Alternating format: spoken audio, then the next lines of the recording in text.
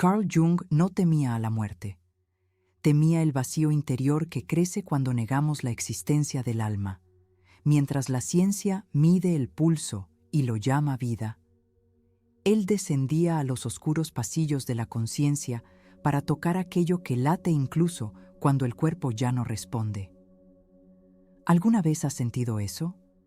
Ese extraño silencio cuando todo a tu alrededor aún respira, pero por dentro, algo tuyo ya ha muerto, un amor que se ha ido, un propósito que se ha desvanecido, una mirada que ya no brilla en el espejo. Ahí es donde comienza la verdadera muerte, no al final del latido del corazón, sino en el momento exacto en que dejamos de reconocernos a nosotros mismos. Y Jung lo sabía. Lo que llamamos vida es solo la superficie de una travesía mucho más profunda, un mar oscuro de símbolos, imágenes, angustias y fantasmas. Por eso decía, la muerte es un fin solo para aquellos que creen que todo lo que existe se puede tocar con los dedos. Pero hay algo más, algo que escapa a la lógica, que desafía el tiempo y rompe la materia.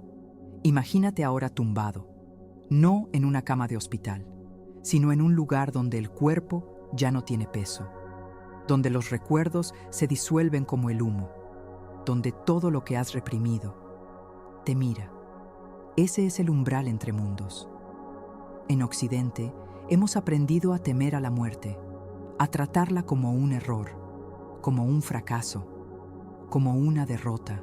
Pero para Jung y para los antiguos maestros del Tíbet, la muerte es el momento más lúcido de la existencia. Es cuando la conciencia abandona el teatro del ego y se sumerge en un vasto campo donde los dioses y demonios que siempre nos han habitado cobran forma.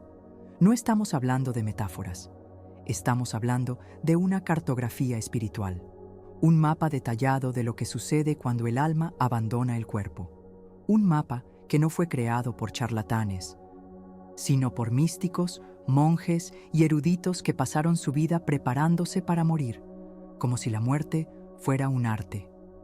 El nombre de este mapa, Bardo Thodol, también conocido como el libro tibetano de los muertos. Pero Jung veía este libro de otra manera. Para él no era una guía para el más allá, era un espejo para los vivos, porque todo lo que nos espera en el momento de la transición ya vive dentro de nosotros ahora. No hace falta estar muriendo para entrar en el bardo. Basta con perder el suelo bajo los pies. Basta con tener el corazón roto. Basta con ser traicionado. Basta con no reconocerse a uno mismo. Cruzar la calle después de perder a alguien. Levantarse de la cama después de perderse a uno mismo. Sobrevivir al propio colapso. Todo eso ya es morir un poco. Y por eso Jung nos invita a mirar a la muerte no como un final, sino como una revelación. Porque solo cuando todo lo que nos sostenía se derrumba, es cuando el alma clama por la verdad. Y esa verdad nunca es dulce. Quema, corroe, destruye las ilusiones que nos mantenían a salvo. Pero tal vez eso sea lo que nos salve. Jung nunca buscó el consuelo, buscaba la confrontación, con la sombra, con la ilusión, con todo aquello que el ego se niega a afrontar, especialmente en el momento en que todo parece desmoronarse. Porque existe un tipo de muerte que no es física, sino simbólica. La muerte de la identidad, la muerte del control, la muerte del yo que creíamos ser. Y ahí es donde comienza el bardo, no en la tumba, sino en el colapso silencioso de la conciencia, en el instante en que el sentido de la vida se escapa entre los dedos y nos vemos ante un abismo que no puede nombrarse. El bardo, para los antiguos tibetanos, es el espacio entre mundos. Pero Jung entendió este espacio como una metáfora viva del inconsciente, un campo invisible donde los contenidos psíquicos, los deseos no expresados y los traumas no integrados emergen con una fuerza devastadora. Él escribió: la muerte es un acontecimiento psíquico que ya vive dentro de nosotros. Solo los ingenuos creen que ocurre solo al final. Y este acontecimiento comienza cuando el alma es arrancada del teatro de la vida, no por un accidente o una enfermedad, sino por una ruptura arquetípica.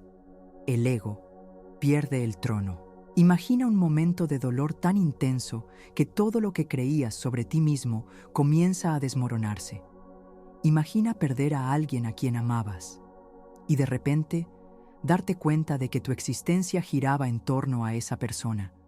Y ahora que se ha ido, todo parece sin forma, sin eje, sin suelo. Esta es la primera manifestación del bardo, la disolución. Y en ese espacio disuelto se manifiesta el inconsciente. No viene con lógica, ni con piedad. Viene con símbolos, visiones, imágenes que te persiguen en sueños o en el silencio insoportable del insomnio.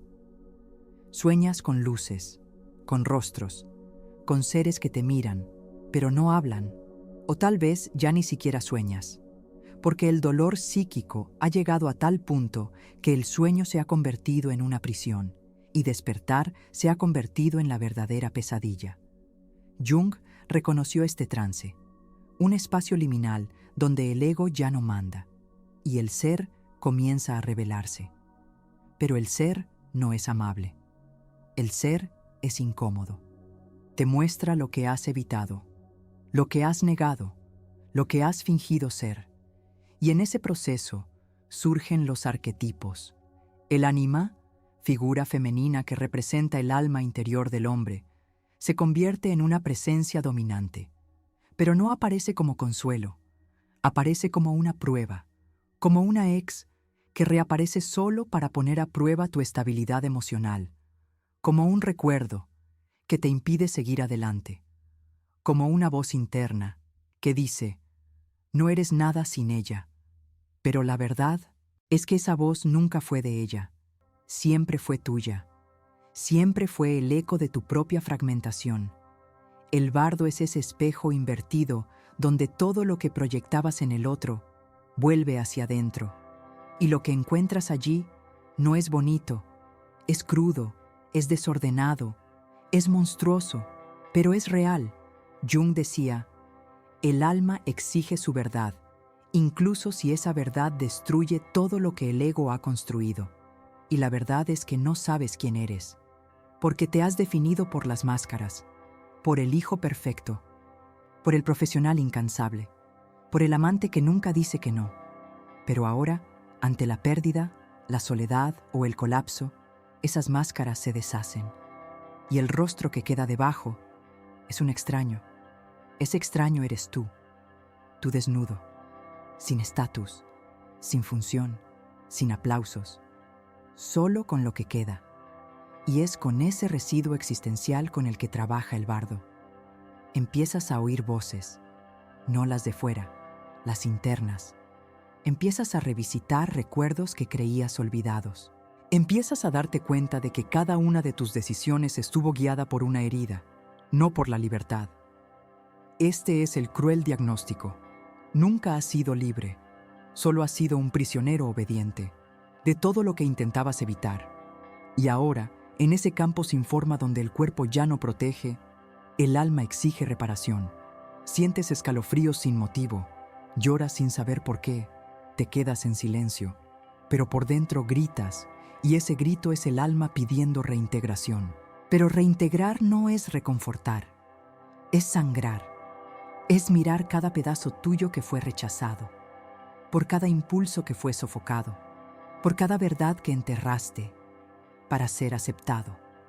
Ese es el bardo del espejo roto, donde cada fragmento refleja una parte de ti que negaste, y cada parte cobra su precio, porque el inconsciente no olvida, espera, silenciosamente, hasta el momento en que el ego flaquea, y cuando llega ese momento, todo emerge como depresión, como crisis existencial, como pánico sin causa, como esa sensación insoportable de no saber quién eres, incluso con todo funcionando ahí fuera. Pero, ¿por qué ocurre esto? Porque el alma no acepta vivir anestesiada, y si no la escuchas, te destruye, no por venganza, sino por necesidad, para que lo que es real finalmente renazca. Jung no estudiaba los símbolos por curiosidad. Los estudiaba porque sabía que cada símbolo llevaba consigo un dolor no elaborado y una posible liberación, pero solo posible. Porque el bardo no garantiza una salida, solo garantiza un espejo. Y lo que hagas frente a ese espejo definirá si vas a despertar o si vas a repetir el ciclo. Imagina despertarte en mitad de la noche, sudando frío, sin motivo aparente. La habitación está en silencio, pero dentro de ti hay un terremoto. El corazón late como si quisiera escapar. La respiración es entrecortada. Los ojos están abiertos, pero ciegos. No sabes si estás despierto o si todavía estás dentro de una pesadilla. Esa es la experiencia del segundo bardo, el bardo de las visiones. Para los tibetanos, es el momento en que el alma se encuentra con figuras luminosas y aterradoras. Pero para Jung, esas figuras son arquetipos, fragmentos psíquicos que siempre han vivido dentro de ti y que ahora se presentan con forma, color y fuerza. Conoces esas figuras, ya las has visto en sueños, ya las has encontrado en personas que te han marcado profundamente, para bien o para mal. La mujer idealizada que parecía hecha de luz, el enemigo que te humilló cuando estabas más débil, el rostro del padre que nunca te abrazó, la mirada de la madre que te exigía sin decir una palabra. Todas esas presencias vuelven, pero vuelven más grandes, más intensas, como si el inconsciente dijera: ahora vas a mirar, ahora vas a sentir, ahora vas a recordar. Y en ese teatro simbólico, el escenario es tu alma. Cada actor es una parte de ti que fue olvidada, y el guión es tu trauma sin resolver. Imagina a un hombre que vivió para complacer, siempre amable, siempre disponible, pero detrás de la bondad había miedo. Miedo a ser abandonado, miedo a ser rechazado. Sonríe para no ser odiado. Dice sí cuando todo dentro de él grita no. En la vida se le elogia. Se le llama altruista, maduro, confiable. Pero en el bardo se encuentra con un demonio de dientes afilados que le grita con furia: nunca has vivido tu verdad. Te has traicionado en nombre del amor de los demás. Y entonces cae la máscara. Y lo que queda es un hombre en ruinas, arrodillado ante su propia mentira, llorando no por el dolor, sino por la farsa que ha mantenido durante años. Ahora imagina una mujer que siempre ha buscado la perfección, en su apariencia, en su carrera, en su espiritualidad. Medita, hace yoga, lee libros sagrados, pero todo eso es control, un intento desesperado por evitar el caos interno. En el bardo, se encuentra con una diosa brillante, serena, compasiva, y por un instante siente paz. Pero poco después, la diosa desaparece y aparece una criatura de ojos negros que la arrastra a un abismo. Ella grita, lucha, se debate, pero en el fondo sabe lo que está pasando. El monstruo es ella, es su ira, su envidia, su culpa por no haber sido nunca quien realmente quería ser. Y entonces lo entiende. Toda la luz que proyectaba nacía de la oscuridad que negaba. Jung lo llamaba enfrentamiento con la sombra. La parte rechazada, el lado impuro, lo que el ego reprimió para ser aceptado. Y en este enfrentamiento no hay mediación. O lo enfrentas o te hundes. El bardo de las visiones es un campo de batalla emocional. Ves todo lo que amas y todo lo que temes, pero no como símbolos lejanos. Lo sientes, lloras, te retuerces. Es como una fiebre del alma, y como toda fiebre, revela una infección interna. ¿Pero cuál? La infección de la mentira, la enfermedad del ego, la fiebre causada por una vida sin verdad. Por eso Jung decía: lo que resistes, persiste. Lo que enfrentas, se transforma. Pero enfrentarse requiere valor, y la mayoría no lo tiene. La mayoría huye, se aleja del dolor, busca distracciones, vuelve a correr tras relaciones vacías, estatus, aprobación social, y al hacerlo, vuelve al ciclo, vuelve a la ignorancia, vuelve a la repetición del mismo destino con nombres y rostros diferentes. El bardo no es un castigo, es un espejo, y el espejo no te castiga, solo refleja, pero ver duele. Imagina que te encuentras ante una visión, la mujer que amaste, pero a la que nunca le dijiste lo que sentías. Aparece sonriendo, te dice que te ha esperado, y por un instante, tú lo crees, pero pronto te das cuenta de que ella no está allí, nunca lo estuvo. Ella es solo la proyección de lo que tú querías vivir, pero no viviste, y entonces el corazón se rompe, pero no por ella, por ti, por todo lo que no fuiste, por todo lo que no dijiste, por todo lo que dejaste pasar. Ese es el momento más cruel del bardo, la claridad de que todo lo que has vivido ha sido un intento de evitar este encuentro, el encuentro con la verdad de que nunca has sido completo, solo funcional, y ahora, sin cuerpo, sin distracciones, sin escapatoria, solo queda lo que es real. Y lo real, casi siempre, es insoportable. Por eso tantos retroceden, por eso tantos renacen sin aprender nada. Vuelven al mundo con las mismas heridas, con la misma rabia, con los mismos deseos. Jung advertía: si no haces consciente lo que está en el inconsciente, este dominará tu vida, y tú lo llamarás destino. El bardo es la oportunidad de impedirlo, pero solo si lo afrontas todo. Todo lo que fue barrido bajo la alfombra, todo lo que fue escondido bajo sonrisas, todo lo que fue enterrado, pero aún late. Y cuando te das cuenta de esto, cuando sientes el peso de tus proyecciones, cuando comprendes que todo el infierno vivido fue creado por ti mismo, el alma comienza a gritar, pero no por ayuda, grita por libertad. La mayoría nunca regresa del bardo, no porque no haya salida, sino porque es más fácil renacer en lo automático que morir de verdad para lo que ya no sirve. Es más fácil ceder a la ilusión del alivio que atravesar el desierto de la lucidez. Jung lo vio innumerables veces. Pacientes que, al enfrentarse al abismo del alma, preferían enfermarse antes que transformarse. Preferían la neurosis funcional a la verdad devastadora. Preferían la repetición del dolor a la responsabilidad de su propia vida. Pero lo que descubrió es que hay un camino estrecho, árido, solitario, pero posible. Un retorno, no a lo normal, sino al ser. Este retorno no se consigue con técnicas, ni con optimismo barato. Se consigue con sangre simbólica, con pérdidas reales, con la demolición de las ilusiones que sostenían el ego. En el bardo final, el bardo del renacimiento, el campo psíquico se transforma en un remolino. Todo lo que has sido, todo lo que has ocultado, todo lo que aún deseas, todo ello gira a tu alrededor, tratando de arrastrarte hacia una nueva vida inconsciente, intentando reiniciar el juego sin que te des cuenta.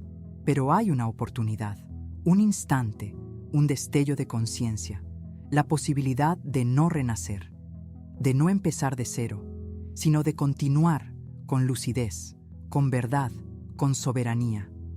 Para ello, Jung afirmaba: el privilegio de la vida es convertirse en quien realmente eres, y el camino para ello pasa por la muerte de todo lo que no eres. Es en ese momento cuando surge el concepto de transmutación del alma, el instante en el que, ante la fuerza del karma, el deseo, el miedo y la culpa, decides no reaccionar, no huir, no seducir, no repetir. Simplemente observas, presente, despierto. Ahí es donde se detiene la rueda. Ahí es donde se rompe el samsara. Ahí es donde el ego se inclina ante el ser. Y ese ser no grita, no lo necesita, porque es. Y ser, en el silencio del bardo, es la mayor revolución. Pero no te engañes. Este despertar no viene con gloria, viene con renuncia. renunciar al vicio de ser aceptado, renunciar a la vanidad de ser amado, renunciar al placer de ser deseado. Y al hacerlo, sientes un vacío, no un vacío malo, sino un espacio, como si dentro de ti, por fin, hubiera suficiente silencio para escuchar algo real. Ese algo es la voz del ser, y no te elogia, no te critica, solo dice: ahora puedes empezar. Es en este punto donde Jung se separa de todos los espiritualistas comunes. Él no ofrece paz, ofrece trabajo, el trabajo de mantenerse lúcido incluso cuando todo en ti pide una recaída. El trabajo de caminar solo cuando la multitud señala el camino de la huida. El trabajo de amar sin perderse, de perder sin destruirse, de ser sin actuación. En esta etapa, el hombre que antes imploraba afecto, ahora busca silencio. La mujer que antes buscaba validación, ahora busca soledad. Porque el ser no negocia con el deseo, exige presencia. Y la presencia, en el mundo moderno, es un acto radical. Porque todo, absolutamente todo, conspira para alejarte de ti mismo. La publicidad, las redes sociales, el miedo a quedarse atrás, la urgencia de ser especial. Pero el yo no es especial, es simple, es real, y la realidad da miedo, porque no permite la fantasía. Por eso Jung decía: conocer tu propia oscuridad es el mejor método para lidiar con la oscuridad de los demás.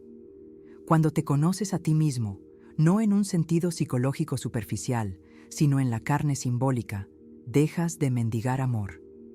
Dejas de adaptarte al mundo para ser aceptado. Dejas de perseguir lo que no tienes y empiezas a cuidar lo que ya eres. Ese es el retorno al yo, no como destino, sino como proceso. Un proceso que comienza cuando aceptas morir, sin morir realmente. Morir para el ego, para el personaje, para la persona que has aprendido a representar. Y en ese retorno llevas cicatrices, pero las cicatrices son pruebas de paso. Son marcas de quien entró en el infierno y salió de allí con su propio nombre. No vuelves puro, no vuelves ligero, pero vuelves entero. Y eso es suficiente, porque un hombre íntegro no necesita dominar a nadie. Una mujer íntegra no necesita demostrar nada, simplemente son.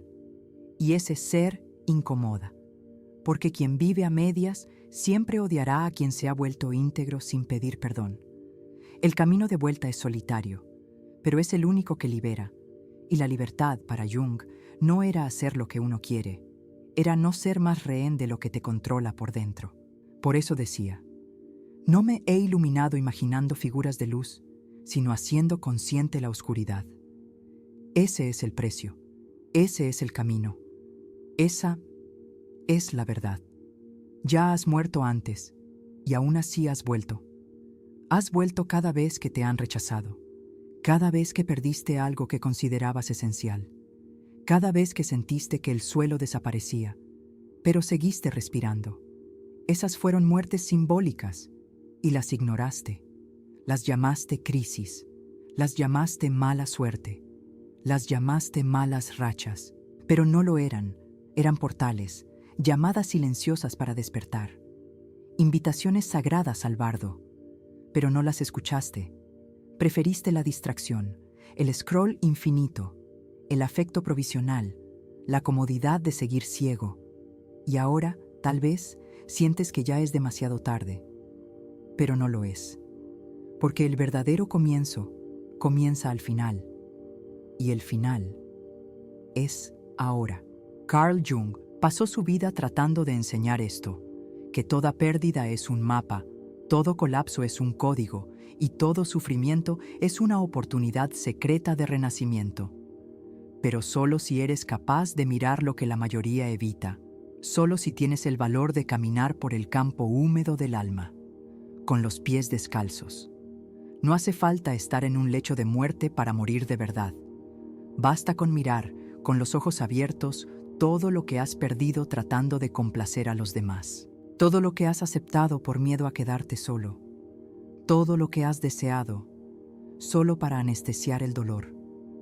Ya has estado ahí, en el borde de la cama, abrazado a ti mismo, en el baño cerrado con llave, con la cara hundida entre las manos, en el coche parado, sin destino, escuchando tu propia respiración pesada, y en ese lugar, sin nadie cerca, has oído algo, quizás no con palabras, quizás solo un silencio denso, pero ese silencio era el alma llamándote de vuelta. Lo que revela el libro tibetano de los muertos y que Jung confirma es que el momento más importante de la vida es aquel en el que todo se derrumba, porque es ahí donde muere la ilusión, es ahí donde se derrite la persona, es ahí donde el ser puede finalmente emerger.